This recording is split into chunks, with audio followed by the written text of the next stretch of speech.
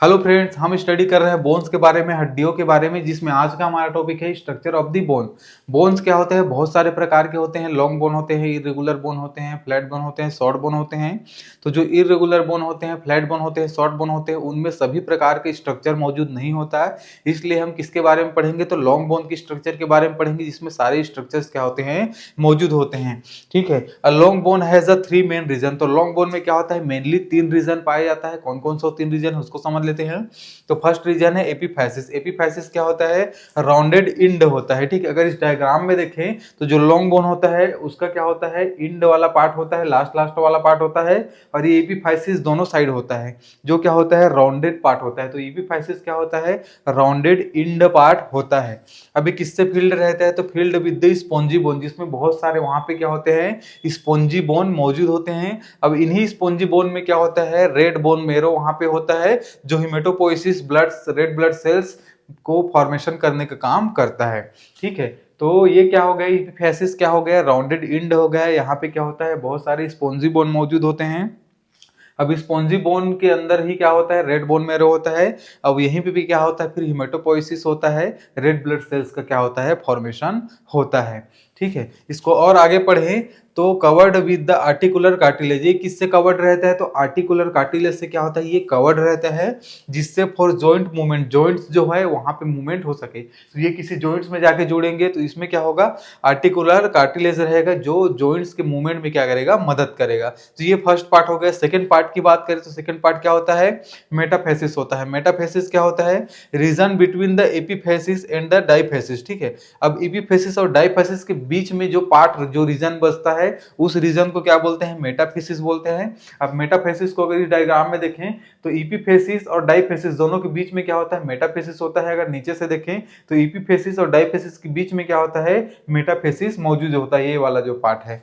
ठीक है। अभी करता क्या है, इसका काम क्या होता है उसको समझ लेते हैं। तो कंटेंट एपिफिशियल प्लेट। ठीक है। तो इसके पास क्या होता है? एपिफिशियल प्लेट होता है, जिसको और क्या बोलते हैं? जिसको ग्रोथ प्लेट बोलते हैं इन चिल्ड्रन। तो ये बच्चों में मेनली होता है। बच्चों में जो बोन का ग्रोथ होता है वो इसी के कारण होता है।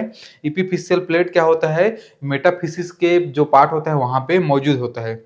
इसीलिए लॉन्ग बोन्स जो होते हैं उनमें क्या होता है? ये ग्रोथ होता है। अब जब वो प्यूबर्टी में चले जाते हैं, turn into the epiphyseal line after puberty, जब वो बड़े हो जाते हैं, प्यूबर्टी में चले जाते हैं, तब क्या होता है? ये जो एपिफिशियल प्लेट है एपिफिशियल लाइन में क्या होता है? कन्वर्ट हो जाता है, बदल जाता है।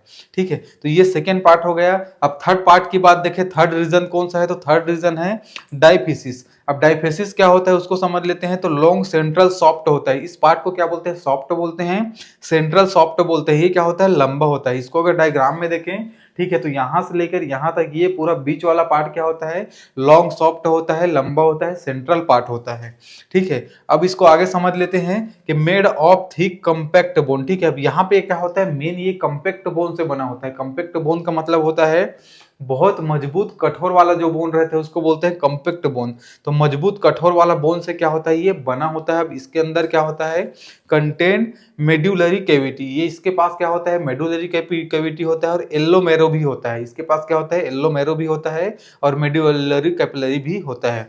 इसको अगर डायग्राम में देखें तो ये डाइफिसिस वाला पार्ट होता है, जो लंबा सॉफ्ट वाला सेंट्रल पार्ट होता है। इसके पास क्या होता है? मेडुलरी कैविटी होता है। ठीक है। और येलो बोन मेरो होता है। ठीक है। ये येलो कलर का रहना चाहिए, लेकिन है नहीं मेरे पास, इसलिए इस कलर में बनाया हूं। येलो बोन मेरो यहाँ पे मौजूद होता है। ठीक है। अभी किससे बना रहता है? तो कंपैक्ट बोन से बना रहता है। ये जो व्हाइट वाला आपको पूरा पार्ट दिखाई दे रहा है, ये वाली टू वाला पार्ट, मोटा पार्ट जो रहता है, ये कॉम्पैक्ट बोन है। बहुत हार्ड और कठोर बोन ये होता है। ठीक है। अब देखिए फ्रेंड्स, यहाँ से एक चीज समझ में आ रहा है कि जहां पे स्पॉन्जी बोन ज्यादा होंगे, ठीक है, वहां पे क्या होगा? रेड बोन मेरो भी ज्यादा होंगे, तो ब्लड सेल का फॉर्मेशन वहां ज्यादा होगा। लेकिन जहां पे, ठीक है, कॉम्पैक्ट बोन ज्यादा होंगे, तो कॉम्पैक्ट बोन ज्यादा होंगे तो वहां पे क्या होगा? येलो बोन मेरो ज्यादा होगा। ठीक है। और यही येलो बोन मेरो फिर आगे चल के क्या होता है? रेड बोन मेरो में कन्वर्ट होता है। ठीक है। उसको आगे पढ़ेंगे। तो कॉम्पैक्ट बोन के पास क्या होता है? येलो बोन मेरो होता है। स्पॉन्जी बोन के पास क्या होता है? रेड बोन मेरो होता है। तो जो छोटे छोटे बोन रहते हैं, शॉर्ट बोन, फ्लैट बोन जो रहते हैं, उनके पास क्या होता है? ज्यादा स्पॉन्जी बोन होता है, इसलिए उनके वहां पे क्या होता है? रेड बोन मेरो भी ज्यादा होता है, और ब्लड सेल का फॉर्मेशन भी जो शॉर्ट बोन, फ्लैट बोन होते हैं वहां पे क्या होता है? ज्यादा होता है। ठीक है। अब चलिए इसको और आगे बढ़ते हैं, नेक्स्ट समझ लेते हैं इसके बारे में। ठीक है। तो ये क्या करता है, gives strength and the support. ठीक है, अब इसमें क्या होता है, ये कॉम्पैक्ट बोन एकदम मजबूत वाला बोन रहता है, इसलिए ये क्या करता है, मेन स्ट्रेंथ देने का काम करता है और सपोर्ट करने का काम करता है जो बोन रहता है उसको। ठीक है, अब इसका माइक्रोस्कोपिक स्ट्रक्चर देखें, अगर इसको खोल के देखें, इसके अंदर वाले पार्ट को देखें कि कौन कौन सा पार्ट रहता है, तो इसमें फर्स्ट पार्ट रहता है पेरिओस्टियम। अब ये पेरिओस्टियम क्या होता है, तो टफ आउटर कवरिंग, इसे क्या होता है, टफ मजबूत आउटर कवरिंग होता है। बाहर से कुछ कवर तो चाहिए ना, तो बाहर से कवर का काम कौन करता है, पेरिओस्टियम करता है। अब इसी पेरिओस्टियम में क्या होता है, रिच इन ब्लड वेसल्स, इसी में बहुत ज्यादा ब्लड वेसल्स होते हैं, नर्व्स होते हैं, और लिम्फेटिक्स क्या होते हैं, इसी में मौजूद होते हैं। ठीक है, अब इसके पास क्या होता है, हैज टू लेयर, मेनली इसके पास क्या होता है, पेरिओस्टियम के पास दो लेयर होता है।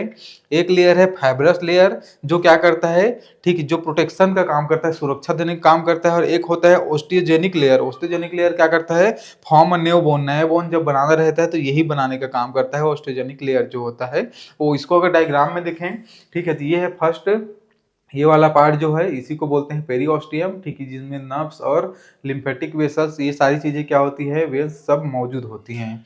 ठीक है, अब इसके सेकेंड पार्ट की बात करें तो सेकेंड पार्ट क्या होता है, कॉम्पैक्ट बोन होता है। कॉम्पैक्ट बोन जैसे कि हम लोगों ने पढ़ा, हार्ड होता है, डेंस लेयर होता है, मतलब घनत्व तो इसका बहुत ज्यादा होता है।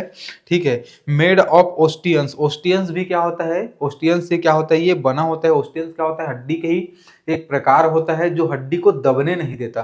तो इस प्रकार के हड्डी से क्या होता है, ये जो कॉम्पैक्ट बोन है वो बना रहता है, इसीलिए इसको ये क्या रहता है, बहुत मजबूत रहता है। ठीक है, अब इसका काम क्या होता है कॉम्पैक्ट बोन का, तो जैसे हम लोगों ने ऊपर देखा, स्ट्रेंथ और प्रोटेक्शन देने का मेन इसका काम होता है। इसका आप एक बार स्क्रीनशॉट लीजिए, फिर और आगे बढ़ते हैं।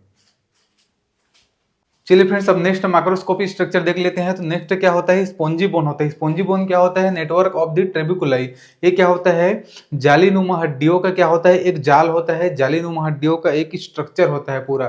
ठीक है, इसको इस डायग्राम में देखें तो इसमें क्या होता है, जालीनुमा हड्डियों का क्या होता है, एक जाल होता है, उसी को क्या बोलते हैं, स्पॉन्जी बोन बोलते हैं। अब इसी जालीनुमा स्ट्रक्चर में क्या होता है, जो स्पॉन्जी बोन होता है उसी में कंटेन रेड बोन मैरो, इसी में रेड बोन मैरो मौजूद होता है, जो आरबीसी, डब्ल्यूबीसी, प्लेटलेट, इन सब का क्या करता है, फॉर्मेशन करता है, ब्लड सेल्स का फॉर्मेशन करता है। ठीक है, अब नेक्स्ट इसमें पार्ट देखें, नेक्स्ट होता है एंडोस्टियम। एंडोस्टियम क्या होता है, inner lining of the medullary cavity. ठीक है, यहाँ पे जो मेडुलरी कैविटी है, इस मेडुलरी कैविटी की इनर लाइनिंग, अंदर की परत को देखें तो उस परत को क्या बोलते हैं, उस परत को बोलते हैं एंडोस्टियम। अब एंडोस्टियम के पास क्या होता है, तो contain osteoclast and osteoblast. Osteoblast क्या होता है, ठीक है, बोन सेल्स होते हैं। तो ये बोन सेल्स क्या होते हैं, यहीं पे एंडोस्टियम में क्या होता है, मौजूद होते हैं, जो मेडुलरी कैविटी का पार्ट होता है।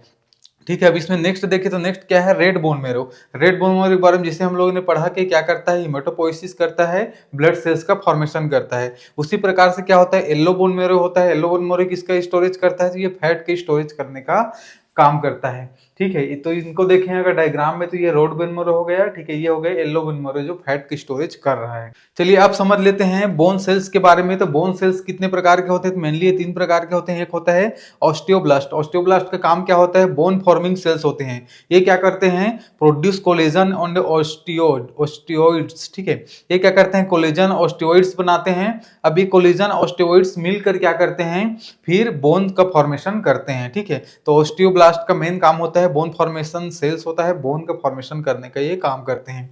उसके बाद नेक्स्ट है ऑस्टियोक्लास्ट। ऑस्टियोक्लास्ट क्या होता है, बोन रीऑब्जर्विंग सेल्स होता है।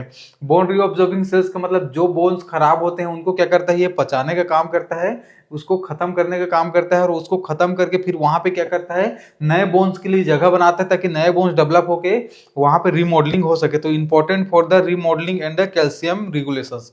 कैल्शियम का भी स्टोरेज वहां पे करता है, स्टोरेज करता है और रेगुलेशन करने का काम करता है। और जो पुराने बोन्स रहते हैं उसको खत्म करके वहां पे नए बोन्स के लिए जगह बना के रिमॉडलिंग का भी काम करता है ऑस्टियोक्लास्ट। ठीक है, इसमें थर्ड होता है ऑस्टियोसाइट्स। ऑस्टियोसाइट्स क्या होता है, मेच्योर बोन सेल्स होते हैं।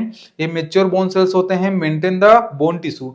बोन टिश्यू जैसे ही खत्म होते हैं तो ये मेच्योर बोन सेल्स क्या करते हैं, बोन टिश्यू बनाने का काम करते हैं। तो ये रहा friends structure of the bones के बारे में। अगर ये वीडियो आपको अच्छा लगा तो वीडियो को लाइक कर दीजिएगा। ऐसे वीडियो और देखने के लिए चैनल को सब्सक्राइब कर दीजिएगा। आपको स्क्रीनशॉट चाहिए तो स्क्रीनशॉट ले लीजिए। Thank you so much.